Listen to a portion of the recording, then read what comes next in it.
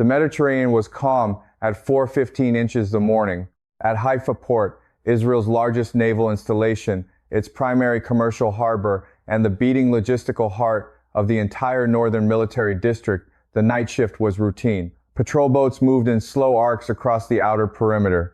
Sailors checked manifests. A destroyer sat at its berth, taking on fuel.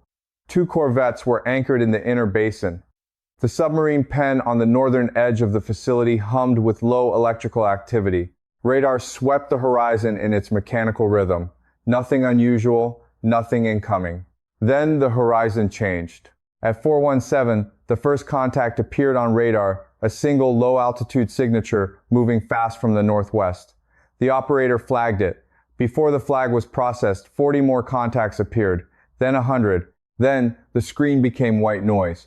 400 separate radar returns filling every quadrant simultaneously, moving at speeds that the system's threat assessment algorithm had never been asked to process in volume. The algorithm froze. The operator reached for the alert button. He was 2 seconds too late. The first wave of Turkish-manufactured Atmaca anti-ship missiles transferred to the IRGC in a covert arms transaction that Ankara spent 6 months denying and the past 48 hours refusing to confirm, struck the outer breakwater at 4:1833 local time. The second wave hit the fuel depot. The third wave, carrying the heaviest warheads in the package, arrived 17 seconds after the second and struck the berths where Israel's surface fleet was docked in the quiet geometry of a normal peacetime morning. By 4:31, 13 minutes after first impact, Haifa port was no longer a naval installation, it was a fire. The Israeli Navy, the service that had projected Israeli power across the eastern Mediterranean for 6 decades, that had blockaded Gaza, interdicted Iranian weapons shipments, and served as the hard edge of Israeli strategic reach beyond its land borders, ceased to exist as an operational force in 13 minutes. And the United States Sixth Fleet, operating less than 300 nautical miles away in international waters, received every radar track, every missile trajectory, every impact coordinate in real time. Its destroyers had targeting solutions. Its aircraft had been airborne since the first contacts appeared. The order to engage never came. When the sun rose over Haifa, what was left was wreckage smoke, and a question that nobody in Washington was prepared to answer: what is an alliance worth when its guarantor watches from a safe distance while its partner burns? You are watching U.S. Command Insight, and if you are here for the first time, tonight is the night to understand what this channel is about. We do not traffic in comfort. We do not manage your emotions toward a preferred political conclusion. We follow the evidence where it leads, through the weapons, the strategy, the economics, the politics, and the human will behind every major military event reshaping this world. What happened at Haifa this morning is not a news story. It is a strategic earthquake. The aftershocks will reach every corner of the international order. Subscribe now. Turn on every notification. Because the story developing in front of us in real time is the story of how the world we thought we understood stops being true. 4 questions for this morning. 4 questions that cut to the marrow of what happened and what it means.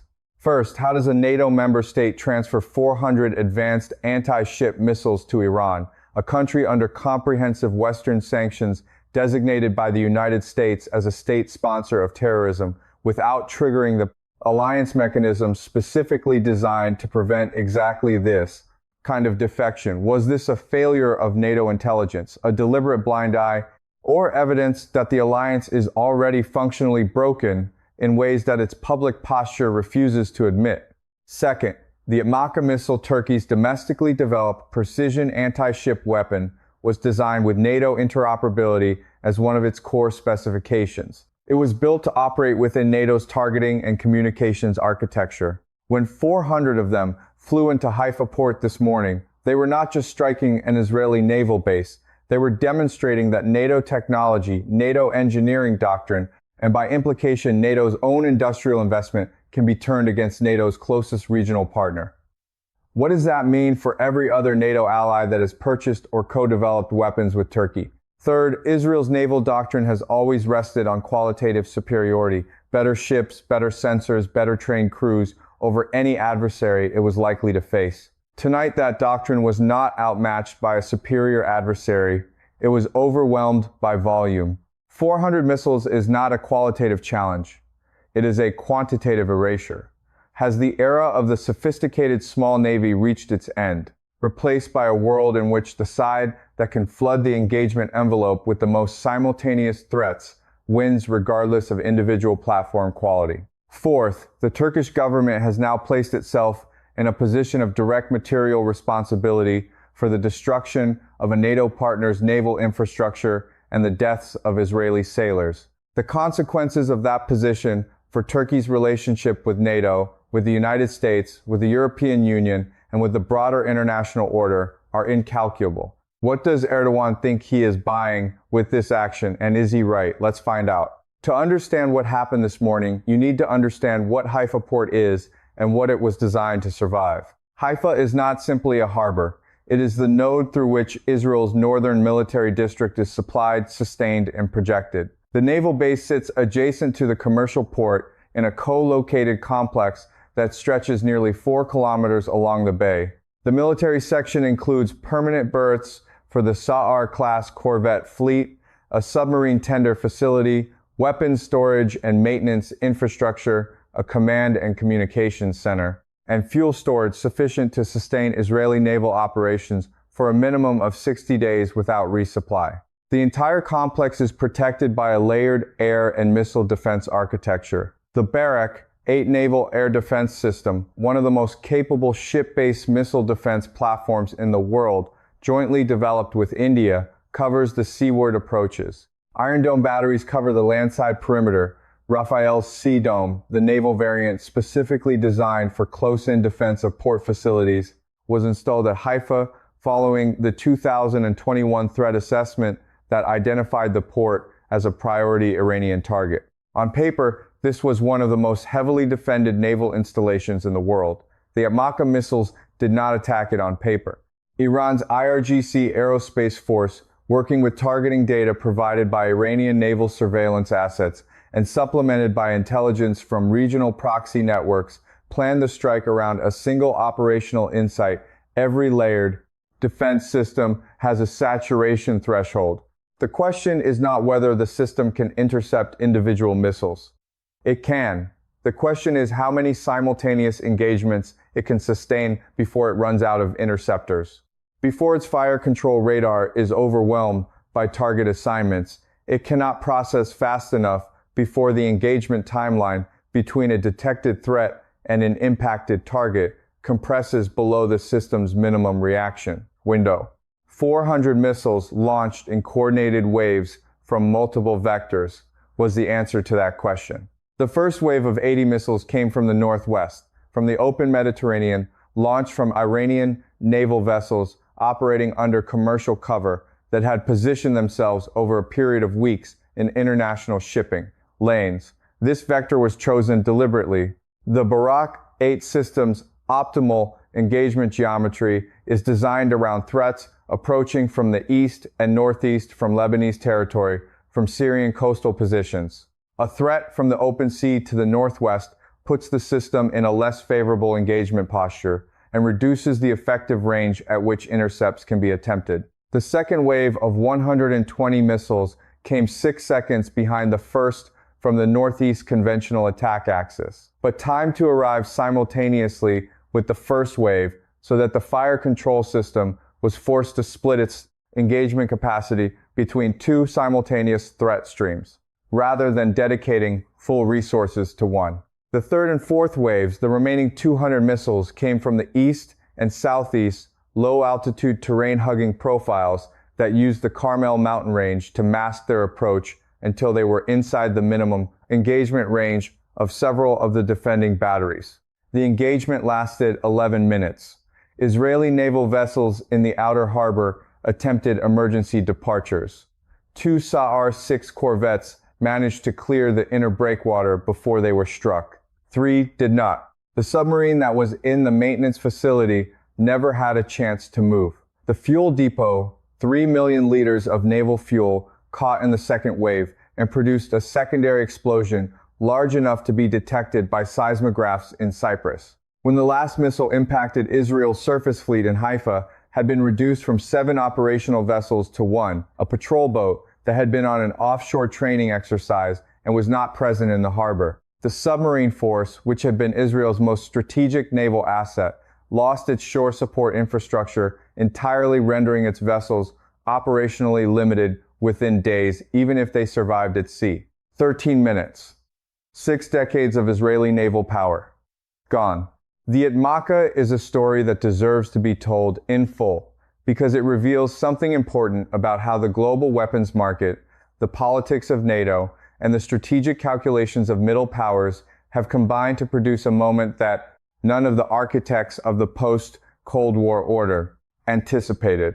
Turkey began developing the Atmaka, the name means hawk, in Turkish, in the early 2010s, as part of a broader indigenous defense industrialization program driven by the realization that dependence on American and European weapons systems created strategic vulnerabilities. If Washington decided to impose an arms embargo, as it did following Turkey's purchase of the Russian S-400 air defense system, Turkey needed the ability to sustain its own military capability without external supply. The program succeeded beyond most external assessments. The Atmaka entered operational service with the Turkish Navy in 2021.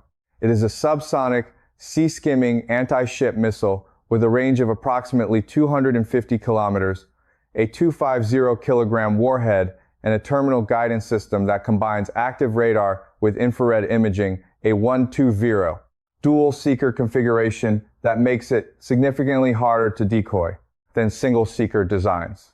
Its flight profile, extremely low altitude over water final approach at wavetop height, is specifically designed to defeat ship-based and shore-based radar systems that have difficulty tracking targets below a certain elevation angle. It is by any objective assessment one of the most capable anti-ship missiles currently in production anywhere in the world. And it was built with NATO standards, NATO interoperability specifications, and in many cases with components sourced from NATO member states' defense industries. How did 400 of them end up in Iranian hands? The transfer did not happen overnight. The intelligence picture that has emerged in the hours since the strike from American, European, and Israeli sources who are furious, terrified, and in several cases disbelieving, describes a covert arrangement that was constructed over approximately 18 months and executed through a chain of intermediaries, shell companies, and third country transit points sophisticated enough to avoid detection until the missiles were already in Iranian territory. The arrangement reportedly originated in a bilateral negotiation between Erdogan's government and senior IRGC commanders that took place on the margins of a regional economic summit. The currency of the deal was not conventional. Iran did not simply pay for the missiles in cash or oil. The arrangement reportedly included Iranian commitments on a range of Turkish strategic interests, including Iranian influence over Kurdish militant networks that operate along the Turkish-Iranian border, intelligence sharing on opposition groups, and economic arrangements connected to Turkey's role as a sanctions bypass corridor for Iranian oil. This is how the new geopolitics works. Transactions between states are no longer simply commercial. They are multidimensional strategic exchanges in which weapons intelligence, economic access, and political commitments are bundled together in arrangements that defy simple categorization as either alliance or enmity. Turkey is a NATO member that just armed Iran with weapons capable of destroying a NATO partner's navy. Both of those facts are simultaneously true. The international order does not currently have a framework for processing that reality. The Atmaka's performance this morning validated every specification claim Turkey made for it. The dual-seeker terminal guidance proved effective against Israel's electronic countermeasures. The wavetop flight profile defeated the radar coverage at the critical angles. The warhead proved sufficient to disable or destroy every vessel it struck with a single hit. Turkish defense engineers watching the battle damage assessment data, which will inevitably reach them through back channels, will view this morning as the most expensive and brutal product demonstration in their industry's history. Iran, for its part, acquired 400 precision anti-ship weapons, without having to develop them, without having to test them, without having to build the industrial infrastructure to produce them. It paid for them in strategic currency, influence, intelligence, access that costs Iran nothing in the conventional sense, and yet delivers everything a strategic partner needs. This is the economics of the emerging world order. Manufacturing capability, indigenous development, and sanctions resilience are strategic assets. The ability to trade, influence, and access for advanced weapons that others have already built and proven is a force multiplier that requires no factory, no physicist, and no 5-year development program. Let us now address the earthquake inside the earthquake. Turkey has been a NATO member since 1952. It hosts American nuclear weapons at Incirlik Air Base. It controls the Bosphorus Strait, the only maritime passage between the Black Sea and the Mediterranean under the Montreux Convention, giving it a choke point of extraordinary strategic value. Its military is the second largest in NATO by personnel. Its geographic position, bridging Europe, the Middle East, the Caucasus, and Central Asia, makes it one of the most strategically located states on Earth. It has also, under Erdogan, become something that NATO's founding architects could not have conceived: a member of the Western Alliance that is simultaneously developing deep strategic relationships with Russia, China, and now demonstrably Iran. The S-400 purchase in 2019 was the first major rupture. Washington responded by removing Turkey from the F-35 program and imposing CAATSA sanctions, the legislation designed to punish states that purchased Russian military equipment. Erdogan absorbed the punishment and kept the S-400. The message he sent was explicit: Turkey's strategic autonomy is not for sale. And the cost of attempting to discipline Turkey through sanctions is a Turkey that drifts further from the Western orbit. Washington did not fully internalize that message. It treated the S-400 episode as an aberration, a transactional dispute between allies that could be managed through economic pressure and diplomatic engagement.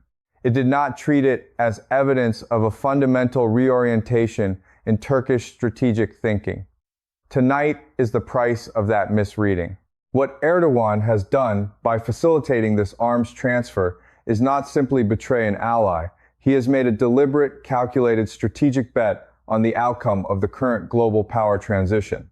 He has looked at the trajectory of American power, the overextension, the domestic division, the depleted arsenals, the paralysis in the face of Iranian action, and he has concluded that the future belongs to the multipolar order being assembled by Russia, China, Iran, and the global South, not to the unipolar American system that NATO was built to sustain. That bet may be right. History will judge it. What is not in dispute is the immediate consequence for the alliance. NATO Article 5, the collective defense provision that is the foundation of the entire alliance architecture, has never been invoked in response to aggression by a member state against another member's partner. It was not designed for this situation. There is no mechanism in the NATO treaty for expelling a member. There is no provision for sanctioning a member that uses transferred weapons to facilitate an attack on a partner state. The alliance is confronting a scenario for which its legal and institutional architecture has no answer. The European NATO members are in varying states of outrage and panic. Germany has recalled its ambassador to Ankara. France has convened an emergency session of its National Security Council. The U.K. has issued a statement describing Turkey's actions as a fundamental violation of alliance solidarity language that is diplomatically volcanic.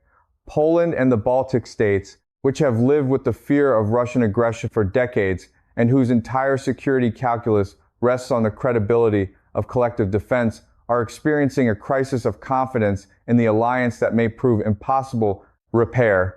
Because if Turkey can do this, if a NATO member can transfer advanced weapons to a sanctioned adversary state that then uses them to destroy another country's navy while the alliance watches, then the question every NATO member must now ask is, what exactly does this alliance guarantee? The answer increasingly is less than we thought, and possibly not enough. The USS Harry S. Truman Carrier Strike Group was 290 nautical miles west of Haifa when the first Atmaka missiles hit the port. Its E-2D Hawkeye airborne early warning aircraft have been tracking the Iranian naval vessels in the western Mediterranean for 11 days. Its intelligence teams had flagged the unusual positioning of those vessels, commercial flagged ships with electronic profiles, inconsistent with commercial operations in threat assessments submitted to EUCOM and CENTCOM 6 days before the attack. Those assessments recommended closer surveillance and contingency planning for a potential anti-ship missile threat to Israeli naval assets. The recommendations were received, they were assessed, they were not acted upon at the level of operational posture change. When the missiles flew, the Truman Strike Group had full situational awareness within 30 seconds of the first launch detections. Its Aegis destroyers, the USS Gravely and USS Cole, had targeting solutions on the Iranian launch platforms within 90 seconds. The F/A-18 squadrons embarked on the Truman were at Alert 5 engines running, pilots strapped in, weapons loaded within 4 minutes of the first impact at Haifa. The order to engage never came. The sequence of events in the National Security Council that morning, reconstructed from accounts of participants speaking anonymously to multiple outlets, describes a 47-minute deliberation during which the fundamental question of whether the United States was willing to conduct direct kinetic operations against Iranian military assets was debated, deferred, and ultimately answered in the negative. The arguments against engagement were familiar. Direct strikes on Iranian naval vessels would constitute an act of war. Iran had Russian and Chinese backing and would retaliate against American assets in the region. The domestic political environment, a Congress deeply divided on Middle East policy, a public that has no appetite for another regional war, made authorization impossible to obtain in the necessary time frame. The legal framework for offensive operations without congressional authorization was legally contested. The arguments for engagement were also familiar, and they were losing. The American commitment to Israeli security. The precedent being set for every other adversary watching whether American deterrence was credible, the long-term cost to alliance reliability of standing aside while a partner's navy was annihilated in real time. The non-engagement decision was made. The Truman Strike Group was ordered to maintain position and increase its own defensive posture and await further orders. Those further orders have not come. What the Sixth Fleet's restraint has demonstrated in a way that no amount of diplomatic language can obscure is that the American commitment to Israeli security has a threshold below which it will not cross regardless of circumstances. That threshold excludes direct military action against Iran proper. It excludes operations that risk escalation with Russia or China. It excludes any action whose domestic political cost in the United States exceeds the strategic cost of inaction. Iran knew where that threshold was. Iran's entire operational planning was built around staying on the correct side of it, striking hard enough to achieve strategic objectives, but not in a manner that crossed the specific red lines that would force an American response, regardless of political cost. The Haifa strike, devastating as it was, did not kill American personnel. It did not directly threaten American assets. It destroyed Israeli naval capability using Turkish missiles, a transaction sufficiently removed from direct Iranian-American confrontation that Washington could construct a political narrative justifying non-intervention. Iran read Washington's decision-making framework with extraordinary precision. It conducted the strike it knew it could conduct without triggering the one response it cannot absorb: a full American military commitment to the conflict. That precision is not luck. It is intelligence. It is years of careful study of American decision-making patterns, political constraints, and institutional incentives. It is the product of a strategic culture that takes its adversary seriously enough to understand it deeply, and then uses that understanding to find the exact space where decisive action is possible without fatal consequence. Pull back from the burning port. Pull back from the carrier group sitting motionless in international waters. Pull back from the emergency sessions in Brussels and Washington and Tel Aviv. Look at the Mediterranean from altitude and ask, what is this sea now? For 70 years, the Mediterranean has been an American lake. The Sixth Fleet has operated in these waters as the enforcement arm of an American-led order that kept the sea lanes open, kept regional powers in their lanes, and provided the military backstop for every diplomatic arrangement, from the Suez Crisis to the Oslo Accords to the Abraham Accords. That order rested on a specific assumption that no regional power would be willing to directly challenge American military primacy in the theater because the cost of doing so was prohibitive and the outcome was not in doubt. Both halves of that assumption are now questionable. The cost of challenging American primacy has been demonstrated to be manageable, not zero, but manageable if the challenge is constructed carefully enough to stay below the threshold that triggers full American response. Iran has now demonstrated this twice in major strike operations. The outcome is no longer not in doubt. American restraint has created genuine uncertainty about whether and under what circumstances American military power will actually be applied. Once that uncertainty exists, the entire deterrence architecture begins to erode. Deterrence does not work by being tested and surviving. Deterrence works by being so credible that it is never tested. The moment an adversary tests it and finds it wanting even partially, even in a limited scenario, the credibility that makes it function is compromised in ways that are extremely difficult to restore. Russia is watching. Its Black Sea fleet, battered by Ukrainian drone attacks, but still operational, sits at the northern end of the very sea where Iran just demonstrated that anti-ship missiles can destroy a major naval installation without American response. The calculus of Russian naval commanders thinking about the Bosphorus, about Turkish control of that choke point, about American willingness to respond to aggressive naval action in the Mediterranean, has shifted in ways that will take years to fully understand. China is watching. Its naval planners in Beijing are studying the battle damage assessment of Haifa with professional intensity. The lesson they are drawing that a coordinated saturation strike with modern anti-ship missiles can overwhelm layered naval defenses at a major port installation is directly applicable to scenarios they plan for in the Western Pacific. The American carrier groups that serve as the primary deterrent to Chinese action against Taiwan operate in an environment where Chinese anti-ship missile capability follows the same saturation logic that Iran applied at Haifa.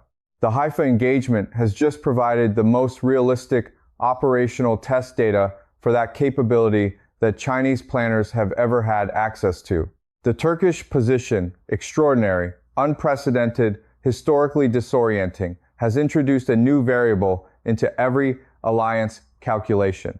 Every state that has assumed American alliance commitments provide reliable security against all threats must now ask reliable against which threats. If a NATO member can arm America's adversaries with weapons that destroy partner states' military infrastructure, and the alliance response is diplomatic protest rather than military consequence, then the alliance is no longer a hard security guarantee. It is a political association with optional membership obligations. The Global South, the 60-plus countries that have watched Western powers lecture them about rules-based order, while those same powers applied that order, selectively greeted the news from Haifa with reactions ranging from silence to undisguised satisfaction. In Ankara, Cairo, Islamabad, Jakarta, Johannesburg, and Brasilia, the Haifa strike is being processed as evidence that the world described by Western institutions, where American power enforces universal norms, and the world that actually exists are two different places. Iran has spent 20 years trying to demonstrate this gap. Tonight, it demonstrated it in 13 minutes. Here is where we land. Israel is now without a navy in any operationally meaningful sense. Its northern coast, always its most vulnerable approach, is exposed in a way it has not been since 1948. The land-based air defenses covering the northern district remain functional, but the maritime dimension of Israeli defense, the ability to interdict weapons, shipments, project force into Lebanon and Syria from the sea, and maintain the naval blockade of Gaza is gone. Not degraded. Gone. The reconstruction timeline for a navy is not measured in weeks or months. Ships take years to build. Naval infrastructure takes years to repair. Trained naval personnel take years to develop. Israel's navy, as an operational institution, will require a generational effort to reconstitute, even with maximum American financial support and expedited arms transfers. Iran has achieved in 13 minutes what 40 years of military planning and sanctions policy sought to prevent. The permanent Turkey has crossed the threshold from which there is no return. Whatever diplomatic language Erdogan uses in the coming days, and there will be elaborate, carefully constructed diplomatic language, the physical reality is that 400 Turkish missiles destroyed an ally's navy. That fact will sit at the center of NATO politics for a generation. The alliance will not expel Turkey, the legal mechanism does not exist, and the strategic cost of losing control of the Bosphorus is too high. But the alliance that exists after today is not the alliance that existed before. It is hollower. It is less trusted. It is a structure whose members now privately calculate their security on the assumption that other members may not be reliable when it matters most. The United States has confirmed through inaction that its willingness to use direct military force in defense of Israel has limits, and those limits are reachable. This is the most consequential single piece of information produced by this morning's events. Every adversary of American power has updated its threat assessment accordingly. And Iran, the country that was supposed to be contained, isolated, and gradually pressured into compliance, has demonstrated that it can destroy one of the most heavily defended naval installations in the world using weapons it did not build, launchers it did not manufacture, and a strategic opening it did not create, but was brilliant enough to exploit. That is not luck. That is strategic competence. That is what 20 years of patient disciplined preparation looks like when it meets a moment of opportunity. The Mediterranean is not what it was yesterday. The alliances are not what they were yesterday. The deterrence architecture that held this region in a particular kind of order for 70 years is not what it was yesterday. What it is today and what it will become tomorrow is the question that will define the next decade of international politics. We will be here for every step of that answer. If you are not subscribed, subscribe now. If you are, share this video with everyone you know who is trying to understand a world that is changing faster than the institutions built to manage it can keep up. This is U.S. Command Insight. We will see you in the next one.